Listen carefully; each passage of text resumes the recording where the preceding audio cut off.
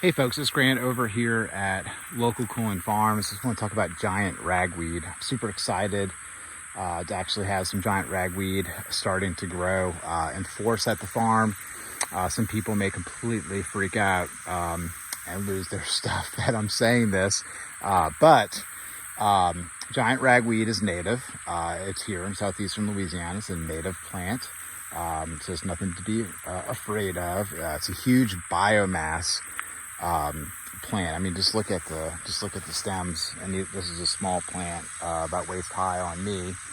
The plant's over there, that's willow in the background, but the giant ragweed right here, that's about it's about 12 feet tall right now. But anyway, we had pigs in this area, and then they had really dug this big wallow, and so I filled in the wallow with crab shells. We're in a composting business.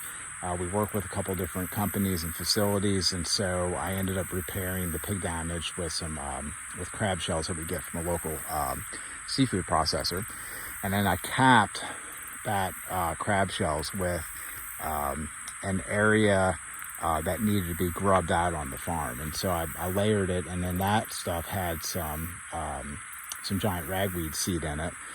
And then it blew up into this. And so I'm super excited about it because I want to start using this as a visual hedge in a couple of strategic areas on the farm for our whitetail deer food plots.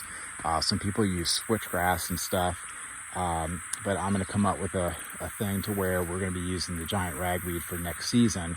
So I'm going to let this whole patch of giant ragweed grow up. I'm gonna bush hog around this. I'm gonna put up some temporary fencing to keep the goats and the cattle out of it, because the cattle and the goats go crazy over this, especially the goats. I mean, it's high protein. It's just an incredible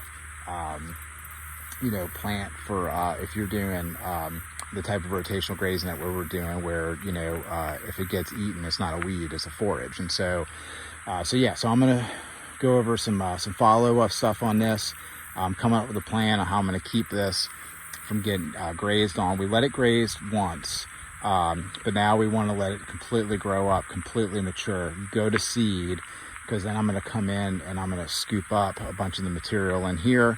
I'm going to transplant all that seed and all that root system over to another area of the farm where I want giant ragweed to grow. So that's what I'm doing with giant ragweed. I'm open to your comments and questions. Y'all have a good one.